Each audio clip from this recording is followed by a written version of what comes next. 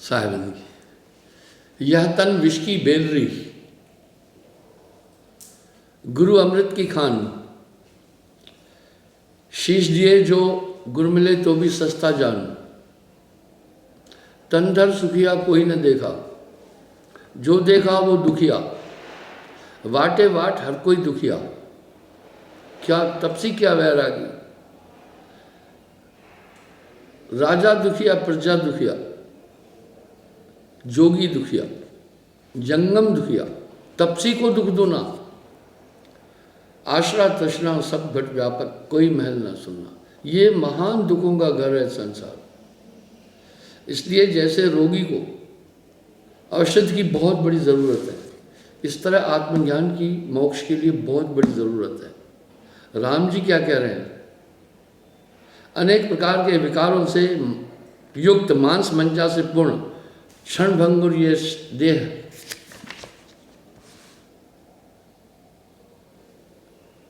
केवल दुख का हेतु है। अब यहां साहब क्या कह रहे हैं? ये तन विष की बेलरी, ये तन विष की बेलरी, गुरु अमृत की खान। शीश दिए जो गुरु मिले तो भी सस्ता जान। अथवा न जड़ है न चैतन्य है,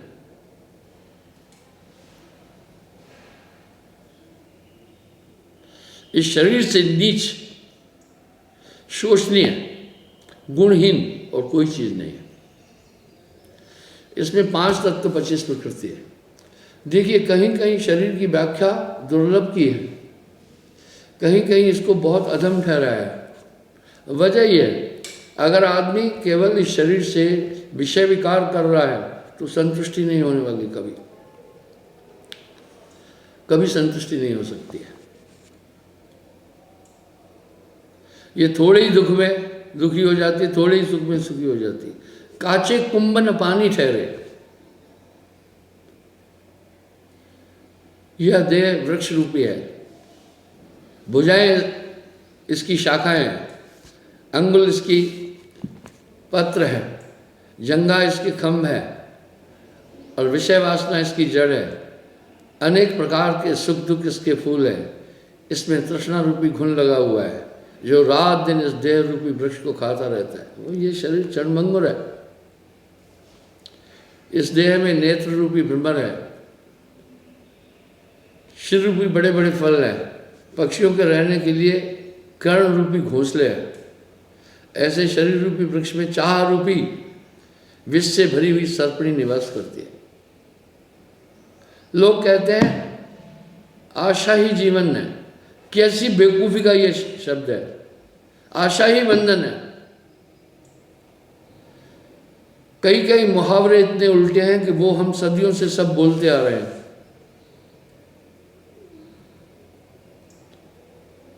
ये तन विष की बेलरी, गुरु अमृत की खान।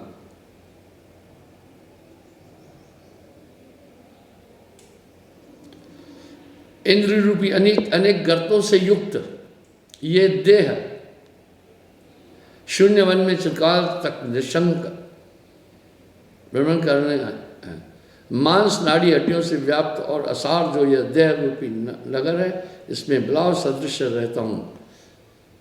वाह, कह रहे उन्होंने वैराग्य प्रकरण में रामचंद्र जी ने अपने गुरु को संसार की असारता बताई है। आप इस पर चिंतन करें।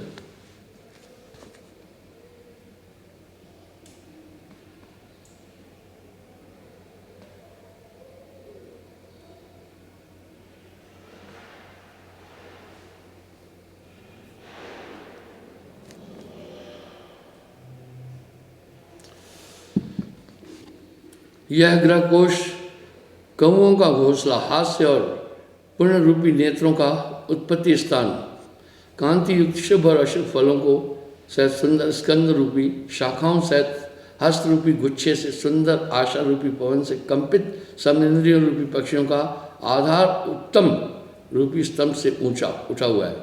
काम नामक पथिक द्वारा सेवित दीर्घ केश रूपी चाह की पंक्तियों को सिर पर धारण करने वाली अहंकार रूपी गीदों का घोंसला है। राम जी ने बड़ा सुंदर विश्लेषण किया है।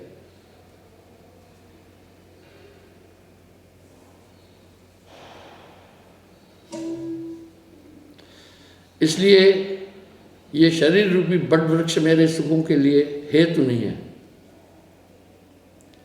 हे मुनिवर, अहंकार रूपी ग्रस्त का बड़ा भारी घर जो यह शरीर है, जो चाहे गिर पड़े अथवा स्थिर रहे, मुझको इससे क्या लेना। इंद्रिय रूपी पशु इसमें बंधे हैं, जो कभी संतुष्ट नहीं होते।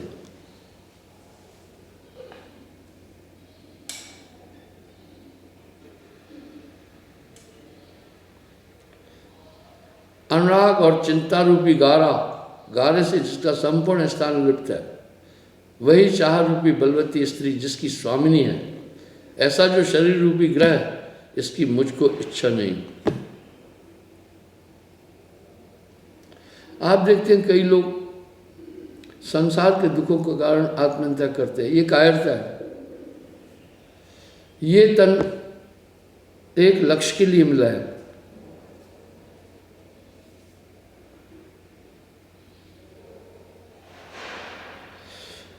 शुद्धा रूपी कुकरी कुतिया को कहते हैं।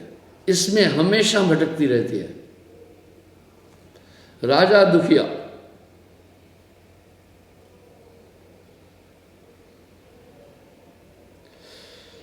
और इंद्रिय रूपी इसमें विशाल झरोखे हैं।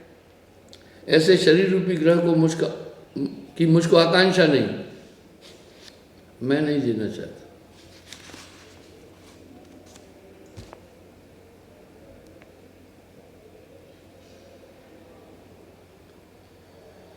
मुख रूपी द्वार से अति भयंकर और दांत रूपी हड्डी जिसमें दिख पड़ती है, ऐसा शरीर रूपी ग्रह मेरा इष्ट नहीं है। ये मेरा घर नहीं है। अब यहाँ साहब क्या कह रहे हैं, ये पिंजरा नहीं तेरा, हंसा ये पिंजरा नहीं तेरा।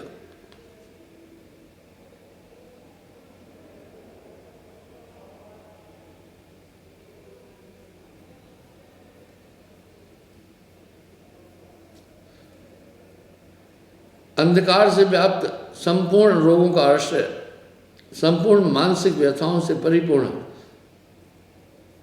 और खाल की सुकड़न और सफेद केशों का नगर, यह शरीर रूपी ग्रह मेरा इष्ट नहीं। ये शून्य रूपी वन मेरा इष्ट नहीं है, क्योंकि यह इंद्रिय रूपी भालुओं से अति भयानक है। साहब ने यहाँ जैसा राम जी वैराग्य प्रकरण में कह रहे हैं, कहा कायागढ़ खोज मेरे भाई, कायागढ़ खोज मेरे भाई, तेरी काल अवध चढ़ जाएगी। 5 सखी प्यूं प्यूं करते, कितना झमेला है शरीर में। देह धरे का दंड है, भुगतत हैं सबको। ज्ञानी भुगतत ज्ञान से और मूर्ख भुगतत रहे।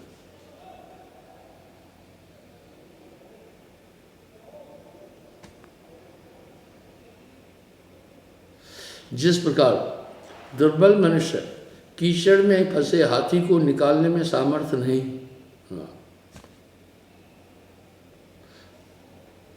इसी प्रकार है गुरुवर, मैं इस शरीर को धारण करने में सामर्थ्य नहीं हूं। मुझे नहीं चाहिए ये शरीर।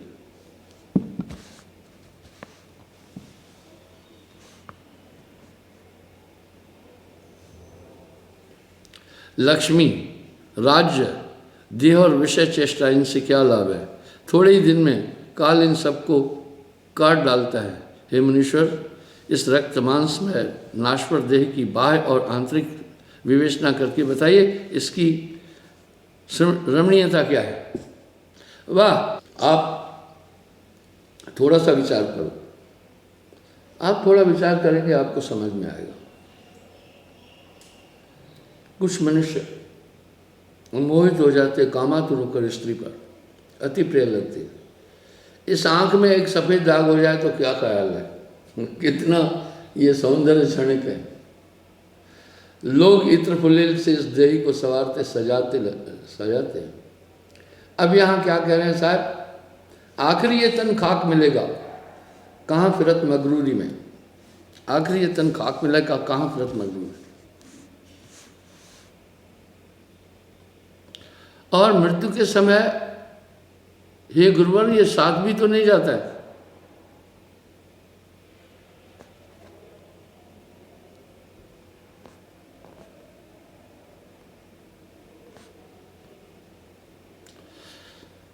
कह रहे हैं मस्त हाथी के कान के अग्रभाग के सदृश चंचल। आप देखना हाथी के ये कान रुकते ही नहीं है। बोला ऐसा ये चंचल शरीर।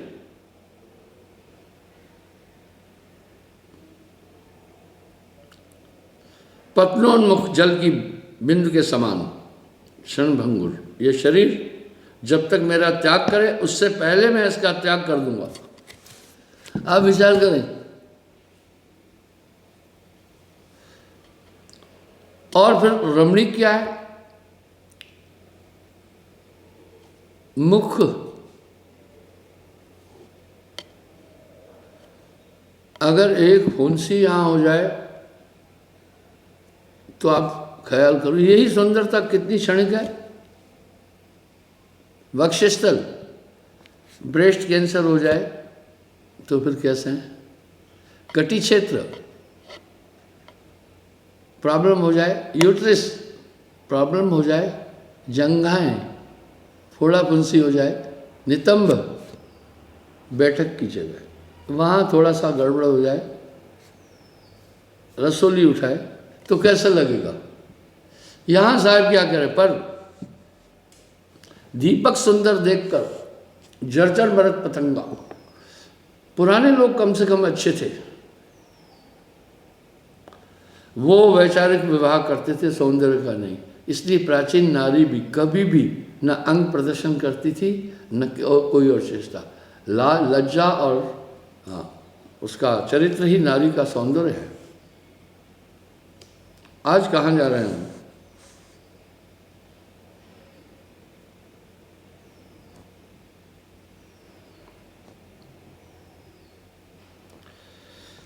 इस रक्त मांस में नाशवान शरीर की बाह्य और अंतर्गत विवेचना करके बताइए कि इसकी रमणीकता है क्या। राम जी कह रहे हैं किस दृष्टि से सुंदर है। बाहर भीतर दोनों तरफ से अगर इसको हम परखें तो ये कहीं से भी सुंदर नहीं। सभी इंद्रियों के सभी द्वारों से तो गंध निकल रही है। आंख से कीच निकलती है, वो कीच इतनी गंदी होती है, सफेद कीच आ जाए और इस ऋतु में आएगी। इस देह की सुंदरता कितनी अस्थिर है। कुछ कुछ लोग सुंदरता को देखकर आकर्षित हो जाते हैं, स्वभाव नहीं जानते हैं स्त्री का। थोड़े दिन में वही सुंदरता जब आंतरिक क्रूरता देखता है घृणा में बदल जाती है। लोग मेरे पास आते हैं, मुझे कहते हैं काम शुरू कर रहा हूँ, इसमें पार्टनर है, एक मेरा साला है, मेरा चचेरा है, भाई है, मेरा मित्र है, मेरा चाचा है। मैं कहता भैया मुझसे राय लेने आए हो तो उसका अनुकरण करना, पार्टनर किसी को मत बनाना। वजह एक है, इंसान अपने विचारों से ही धुंध कर रहा है, खुद से फाइट कर रहा है, तो दूसरे के विचारों को कब तक ढोएगा? वो दूसरे के विचारों को लंबे टाइम तक नहीं ढो सकता है।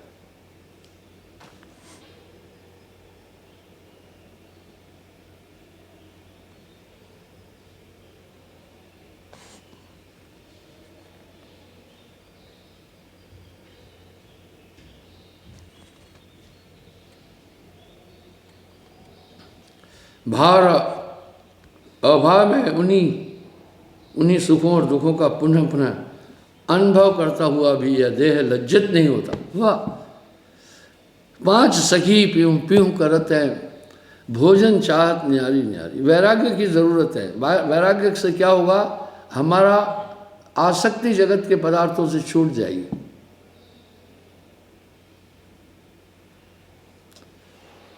जब हमारी आसक्ति जगत के पदार्थों से छूट जाएगी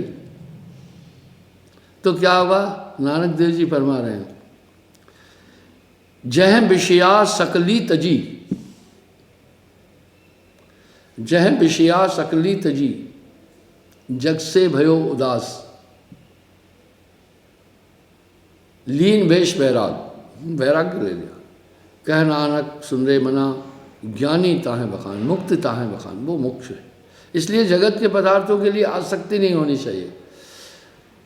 मैं लोगों से कहता हूँ जो नाम लेता है, सबसे पहले मैं एक काम करता हूँ, उसकी जगत के पदार्थों से आसक्ति खत्म हो जाएगी नाम की ताकत से।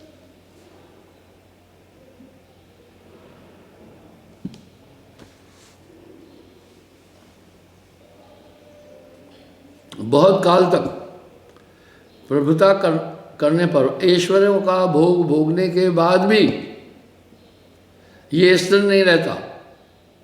राजा लोगों की सतयुग में लंबी आयु थी, एक एक 100 रानियों के साथ विषय विकार करके संतुष्टि नहीं मिली, 100 200 साल। इनको संतुष्ट करने का एक ही तरीका है, इनका दमन।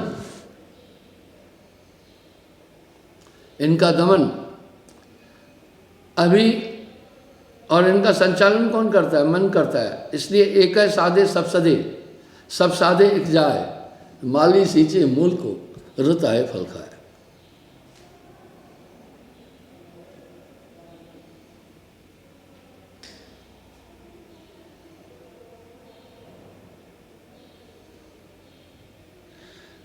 क्या कह रहे हैं? इस संसार रूपी समुद्र में भस्म करने के योग्य बहुत से शरीर रूपी कष्ट बह रहे हैं। इनमें से कोई कोई मनुष्य का देह भी है, विषय रूपी कीचड़ में फंसा हुआ सहसा जरा ग्रस्त ये शरीर रूपी मेंढक नहीं मालूम शीघ्र कहाँ और कैसे चला जाता है। मैं अक्सर कहता हूँ, एक मिट्टी की चुटकी उठाइए, एक चुटकी मिट्टी, उसके अंदर हजारों ऐसे महाबलियों का शरीर की धूल है, जिनके हिंकारने से पृथ्वी कांपती थी। उदाहरणार्थ भीम जैसे योद्धा, बड़े बड़े शूरवीर, सब मिट्टी में समा गए। आखिर ये तन खाक में लेगा, कहाँ फिरत मगरूर में। राम जी वैराग्य प्रकरण में अपने गुरु से जब उनका ब्याह करने जा रहे थे, ये वैराग्य का भाव बोल रहे थे।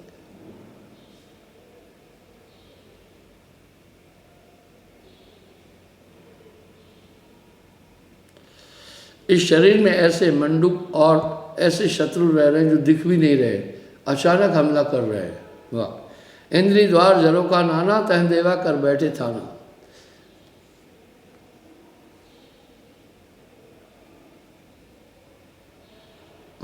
अब क्या कह रहे हैं पता है? जो पुरुष शरीर को अधिक काल तक स्थिर रहने वाला और जगत स्थिर मानते हैं, वे मोह रूपी मदरा से उन्मत्त है। हाँ, वो मोह रूपी नशे में है, उनको पुनः पुनः धिक्कार है। राम जी कह रहे हैं उनको एक बार नहीं कई बार धिक्कार है, जो मोह से लिप्त है। मोह सकल व्याधन को मूला, तासे उपजत बहुविध सूला। मैं देखता हूँ वृद्ध लोग भी ठगियाँ बेईमानियाँ कर रहे हैं ताकि हमारे पुत्र पोतरे आराम से रहें। यहाँ साहब अपेक्ष और कटाक्ष कर रहे हैं, जिनके हित पर लोग बिगाड़ा, अंतकाल वो नाह सहाय। हे मुनिवर, न तो देह से मेरा संबंध है और न ही देह का मुझसे संबंध है। वाह, दोनों ही नहीं है। कह रहे हैं न तो देह से मेरा संबंध है, न तो देह का मुझसे कोई संबंध है।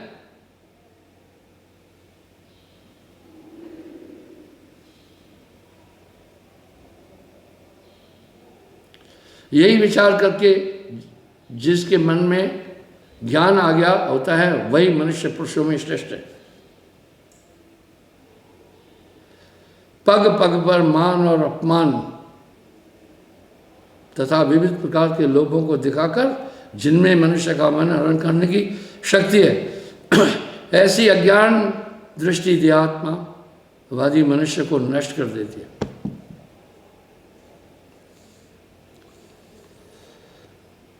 ये तन विष की बेलरी, वाह, इसमें विष ही विष है। अंदर बाहर शरीर का पूरा पूरा अवलोकन करो।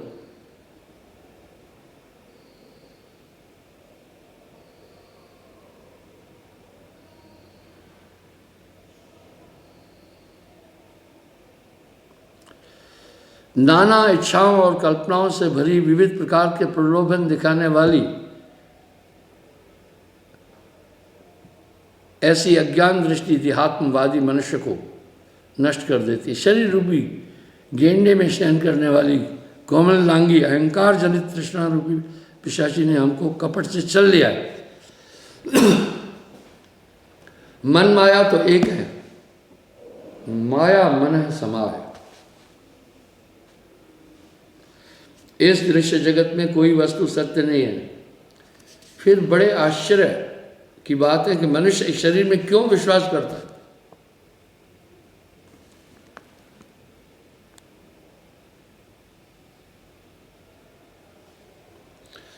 कुछ दिनों में पककर ये शरीर रूपी पत्ता स्वयं गिर पड़ेगा। पत्ता टूटा डाली से, ले गई पवन उड़ाया।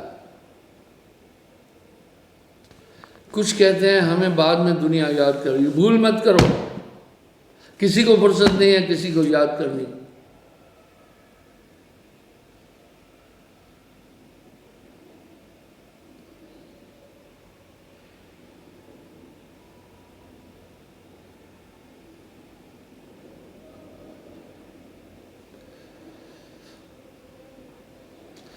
सब दोषों का मूल कारण इस शरीर को तृण के समान त्याग कर इस समय अत्यंत सुखी हूं। वाह, राम जी कह रहे हैं चाह मिट, साहब भी कह रहे चाह मिटी चिंता मिटी, मनवा बेपरवाह, बोई शान शाह है जाको नहीं चाह। फिर मुझे विवाह के बंधन में क्यों बांध रहे हो। गोस्वामी जी रामायण में कह रहे हैं फूले फूले फिरत है, ब्याह नहीं है ब्यादी है, सको तो जाए बचाए, पैरों बेड़ी पड़त है ढोल बजाए बजाए। गोस्वामी जी के और साहब क्या कह रहे हैं फूले फूले फूले फिरत है, आज हमार ब्याह, पैरों बेड़ी पड़ते हैं ढोल बजाए बजाए। आप देखना थोड़े समय बाद भारत में एक विशाल समस्या आई। जब भी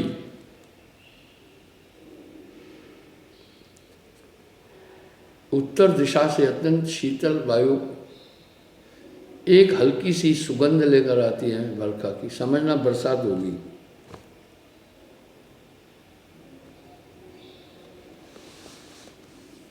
इसी तरह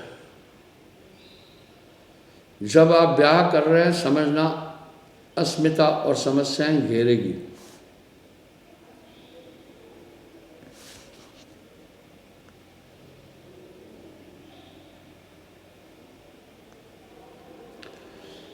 जन्म लेने के बाद बाल्यावस्था जो प्राप्त होती है वो भी दुख का हेतु है।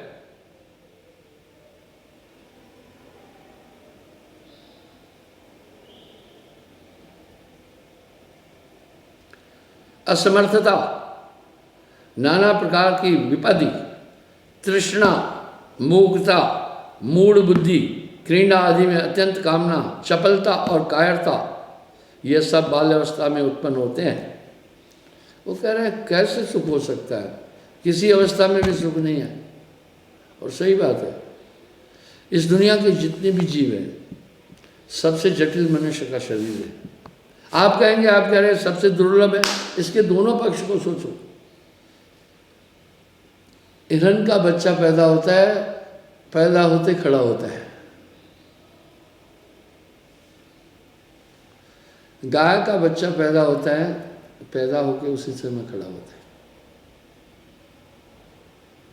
लेकिन ये मनुष्य का बच्चा खड़े होने में 1.25 साल लग जाता है। कपड़ों में ही लेटन पेशाब करता है। मूर्खता, जड़ता का शरीर, उसको कैसे कहते हैं आनंद में।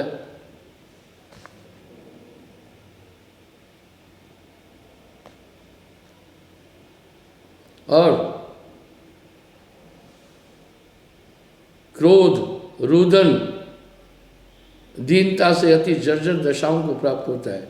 जो जो चिंता बाल्यावस्था में हृदय को पीड़ित करती है वे युवावस्था जरा रोग विषद तथा मृत्यु में भी मनुष्य को दुखी नहीं कर सकती। बच्चे में इतना अज्ञान होता है, कह रहा है वो तो मृत्यु में भी नहीं हो सकती है इतनी पीड़ा। हम सोचते हैं बच्चे बड़े खुश हैं।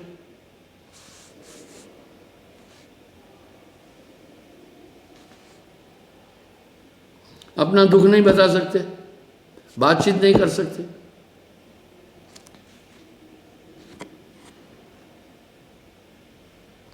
इसलिए सब लोग इसका निरादर करते हैं। बाल्यावस्था और पक्षियों के कार्य समान है, अर्थात पशुओं के कार्य समान। बाल्यावस्था में मनुष्य के समान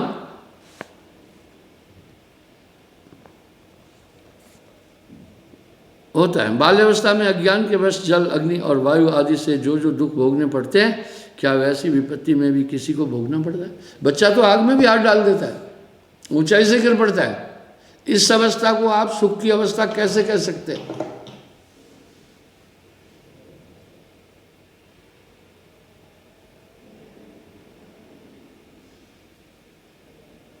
बालक खेल कूद, बुरे व्यंजन, बुरी अज्ञान का परिचय देता है। चेष्टाएं और बुरी इच्छाओं में बलपूर्वक प्रवृत्त होने के लिए महाअज्ञान का परिचय देता है।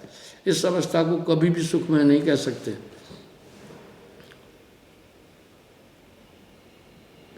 जितने दोष हैं, जितने दुराचार हैं और जितनी भयंकर मानसिक व्यथा हैं, ये सब बाल्यावस्था में ऐसे स्थित रहती है जैसे अंधकार में गड्ढों में उल्लूक रहते। बचपन कहते हैं बहुत अच्छा है, नहीं, ये अज्ञानी लोग कहते हैं। हे ब्रह्मणम, जो मनुष्य, अज्ञानी मनुष्य यह कल्पना करते हैं बाल्यावस्था रमणीक सुंदर है, उन मूढ़ बुद्धि अज्ञानी मनुष्यों के लिए धिक्कार है। राम जी ये कह रहे हैं, उनको धिक्कार है।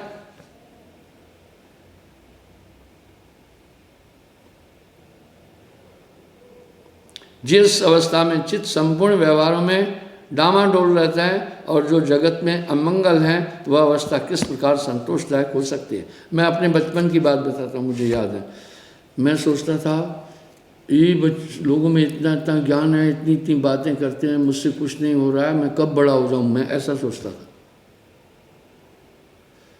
आदमी की मेमोरी कमज़ोर है, इसलिए बाल अवस्था के दुखों को नहीं जान पाता है। मल मूत्र करके उधर ही लिबड़ा रहता है, रोता है। समझा कोई साफ किया तो ठीक है, कीड़े ने काटा वो बता भी नहीं सकता क्या है।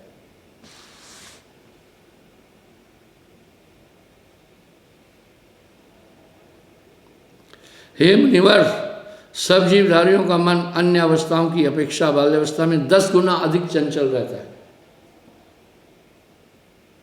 मन तो स्वभाव से ही चपल है, पर बाल्यावस्था में इससे भी अधिक चंचल है। ये दोनों मिल जाते, तब इनके बीच की अनर्थों से कौन रक्षा करने में सामर्थ्य है?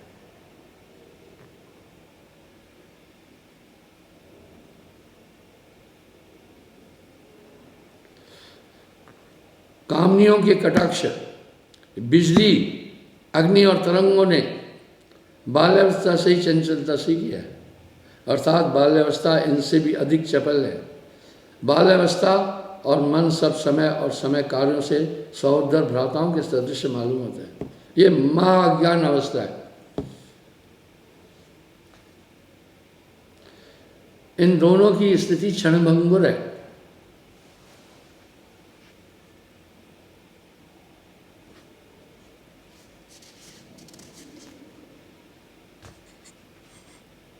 यदि बालक प्रतिदिन नवीन प्यारे पदार्थ नहीं पाता है तो उसकी अवस्था अत्यंत शोचनीय हो जाती है।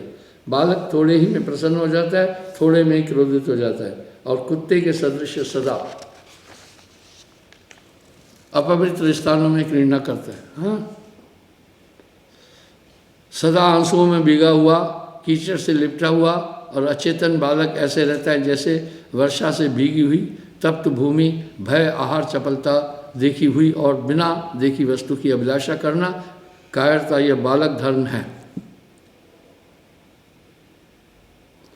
केवल दुख के लिए ही शरीर इस बाल्यावस्था का भोग करता है। बलहीन बालक जब अपने इष्ट पदार्थों को पाता है तो उसके हृदय में बड़ा संताप होता है। जो दुख बालक को होता है वह किसी को नहीं होता। राम जी का विश्लेषण कितना सुंदर है वैराग्य प्रकरण में।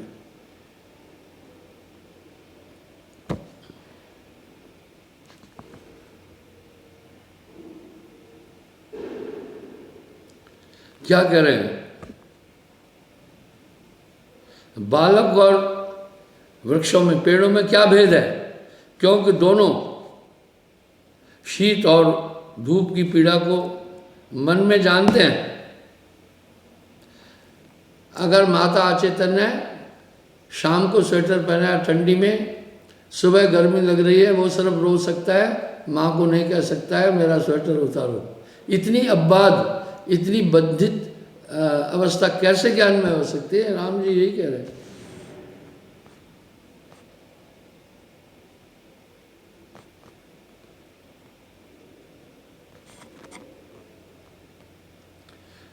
यह महामुने, संपूर्ण दोषों की दशाओं से अंतःकरण मलिन है और जो अविवेक रूपी विलासी पुरुषों को आश्रय है, ऐसी बाल्यावस्था में किसी को प्रसन्नता कैसे मिल सकती है? हे मुनिवर, यह अत्यंत मूर्ख अवस्था है। इस अवस्था वाला कभी कहता है, हे पिता मुझको बर्फक्का टुकड़े भून के दे, कभी कहता है चंद्रमा को उतार दे। यह सब मूर्खता के वचन है, इसलिए ऐसी मूर्ख अवस्था को मैं अंगीकार नहीं करता।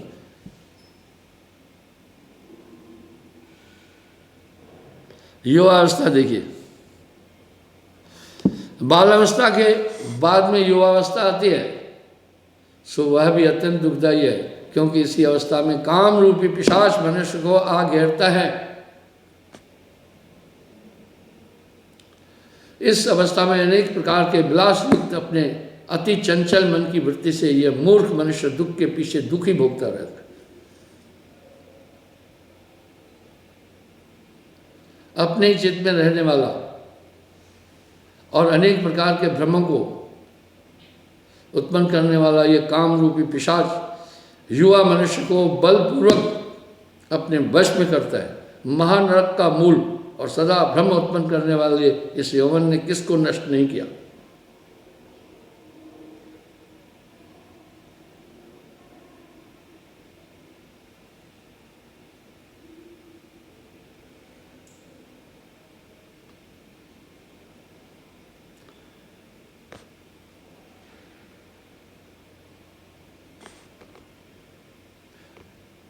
इसमें सभी दोष भरे पड़े हैं। अतः यह यौवन अवस्था मुझको अच्छी नहीं लगती है। युवा अवस्था स्वप्न में स्त्री संग करने के समान है, क्योंकि दोनों ही असत्य झूठे किंतु सत्यव्रत प्रतीत होते। स्वप्न में स्त्री के साथ संसर्ग करना झूठ है, लेकिन करता है मनुष्य, और जल्दी ही मनुष्य को धोखा देते हैं, शीघ्र ही नष्ट हो जाते। इसलिए ये युवावस्था मुझको सुंदर नहीं लगती। थोड़े काल तक मनोहर रहने वाला और सब पदार्थों में श्रेष्ठ और सब मनुष्यों के लिए मनोहर यह यौवन गंधर्व नगर के समान है, इसलिए मुझको अच्छा नहीं लगता है। क्षण भर के लिए सुख देने वाला और सदैव दुख देने वाला, निरंतर हृदय में संताप आदि दोषों को देने वाला यौवन मुझको सुंदर नहीं लगता।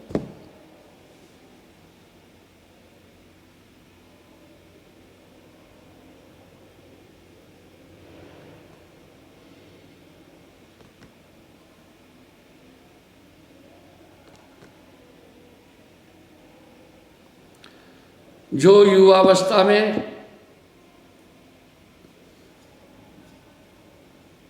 तृष्णा से पीड़ित नहीं होता, विकारों में नहीं आता, उसी को साधुगण उसकी प्रशंसा करते हैं। अब साहब क्या करें? भर यौवन में शीलवंत कोई हो तो हो।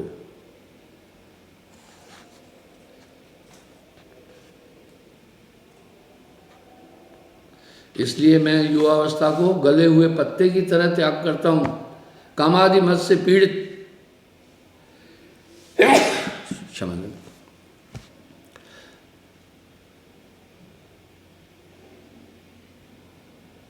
और इसमें अभिमान से मत गजराज के समान अविवेकी पुरुष के नाश के लिए यह युवावस्था स्तंभ रूप है।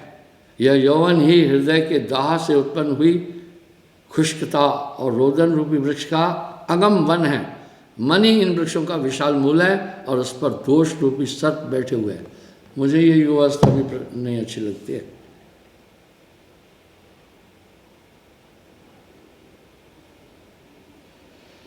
भर यौवन में शीलवंत कोई हो तो है। बहुत लंबा विवरण दे रहे हैं।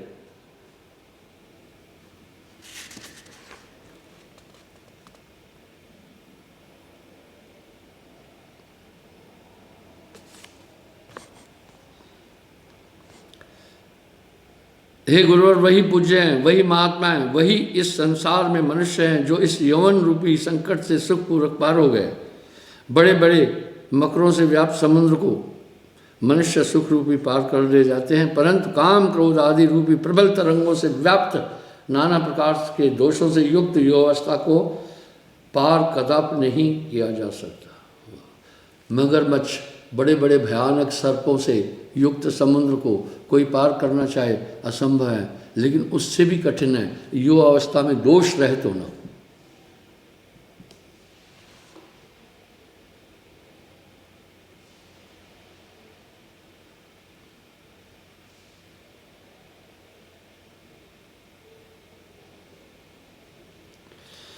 अब देखिए वशिष्ठ राम जी क्या कर रहे हैं, वो सुनना। राम जी कहने लगे, नाड़ी अस्थि और ग्रंथ से बनी हुई मांस की पुतली जो रमणीक है, उसके यंत्र के समान चंचल अंग समूह में कौन सी वस्तु अधिक सुंदर है। अभी जो मैंने बयान किया, इधर फुंसी हो जाए, ब्रेस्ट में थोड़ी सी गांठ हो जाए, ये जीव त्वचा मांस युक्त आंसुओं का पानी और नेत्र, इनको छोड़कर विचारो कि स्त्री की कौन सी वस्तु रमणीक है। ये राम जी बोल रहे हैं, ये मधु परमहंस नहीं बोल रहे हैं।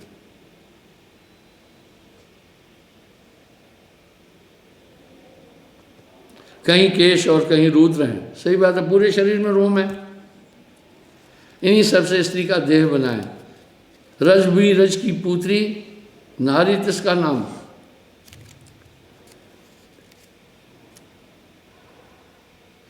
इसलिए विवेकी पुरुष इस निंदित नारी देह को लेकर क्या करेगा। हाय हाय, जो शरीर वस्त्र उपटनों आदि से बारंबार सुशोभित किया जाता है, उसी शरीर को मांसाहारी जीव भक्षण कर लेते हैं।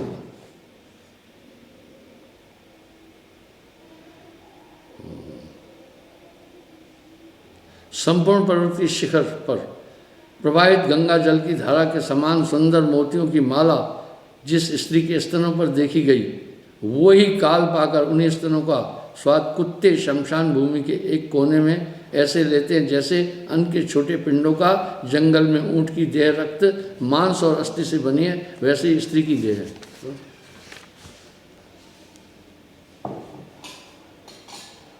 नारी की निंदा हम नहीं कर रहे हैं, राम जी जो बोल रहे हैं वो सुने।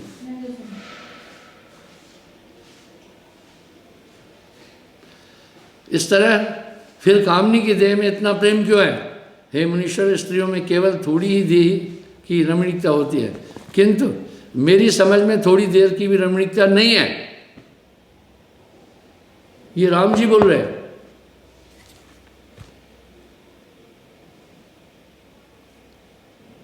वह केवल भ्रम मात्र है।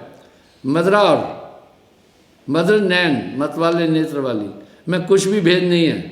वह बोल रहे हैं जो शराब के नशे में उसमें, और इस तरह उन्माद से भरे काम युक्त नारी की देह में कोई अंतर नहीं मानता, क्योंकि कामदेव से उत्पन्न होने वाली ममत्व व उन्मत्ता से दोनों ही समान रूप से चित्त में विकार करते हैं। स्त्री रूपी बंधन स्तंभ खूंटे में बंधे हुए मनुष्य की रूपी हाथी के समूह निद्रा में ऐसे अचेत करते रहते हैं कि शम रूपी दृढ़ अंकुशों से ताड़ना किए जाने पर भी चैन नहीं करते।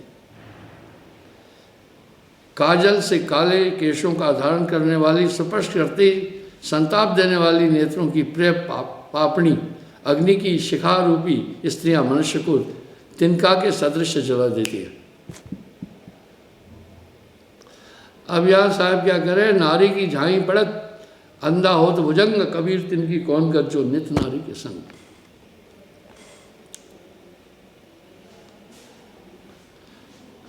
वह देखने में सरस मालूम होती है, परंतु परिणाम में सांसारिक दारुण यंत्रणाओं का मूल है। दारुण यंत्रणाएं होती है, बहुत बड़ा कष्ट देने वाली।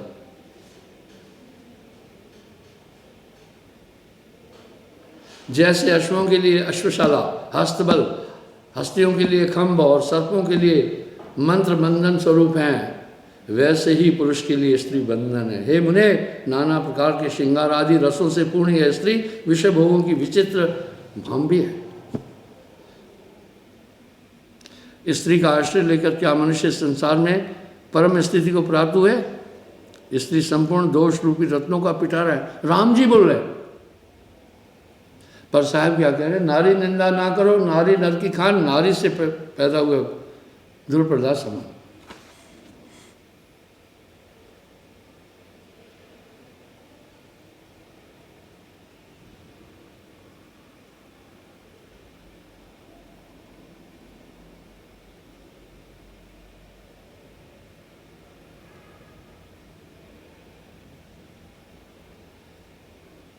हेतात पुरुष नामधारी अज्ञानी आदमी जिन स्त्रियों को प्रिय कहकर अत्यंत प्यार करते हैं, हे मुनिवर, उन्हीं स्त्रियों के हाथ पांव शमशान भूमि में अत्र तत्र फैले हुए और वे गाढ़ निद्रा में मग्न हैं। हे ब्रह्मणन, जिस स्त्री के मुख पर प्रीतम ने अत्यंत प्यार के साथ कर पूर्वक चंदनादि का तिलक लगाया था, आज उस स्त्री का मुख जंगल में सूख रहा है। थोड़े ही दिन में स्त्रियों के केश शमशान भूमि के वृक्षों के चमर बन जाते हैं और हड्डियां पृथ्वी पर तारागणों के समान चमकती है। धूल और श्रृंगार आदि अनेक मांसाहारी जीव रुद्र को पी लेते हैं, श्रृंगार चर्म को खा लेते हैं और प्राणवायु आकाश में उड़ जाती है।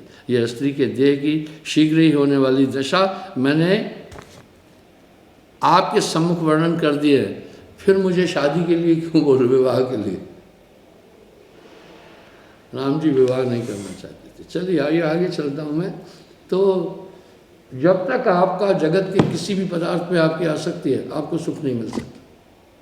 इसलिए जगत में कुछ प्रिय नहीं लगे। विवेक करें, विचार करें। मनुष्य का स्वभाव कैसा है? स्त्री को अत्यंत प्रेम करता है। जब घृणा हो जाती है तो मतभेद होता है, कहता है शक्ल नहीं दे। पूरा संसार, नारी क्या पुरुष क्या, आत्मा तो सब में है। इसलिए उदासीन जग रहो गुसाई। सुमरण ये पूरी सफाई करता जाएगा। सुमरण अंतःकरण की शुद्धि करता जाएगा। विवेक, सत्संग। वशिष्ठ मुनि राम जी को यही, पहले राम जी वैराग्य प्रकरण में अपने गुरु से संसार की असारता की बात कर रहे हैं।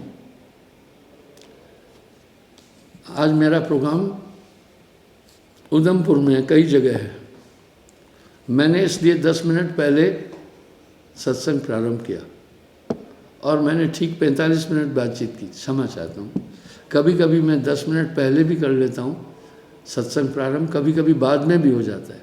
कुछ लोग आते हैं अपनी व्यथा बोलते हैं। कहने का मतलब है आपको ये आज के प्रवचन का सार है, कहत कबीर सुनो भाई साधु रुई लपेटी आ गए। संसार के किसी भी पदार्थ में सुख को मत ढूंढना। वो सुख मिश्रित दुखाभास है, उसमें सुख नहीं मिल सकता। जो सुख को चाहे सदा तो शरण नाम की ले। साहेब, कल पुनः हाजिर हो जाऊंगा।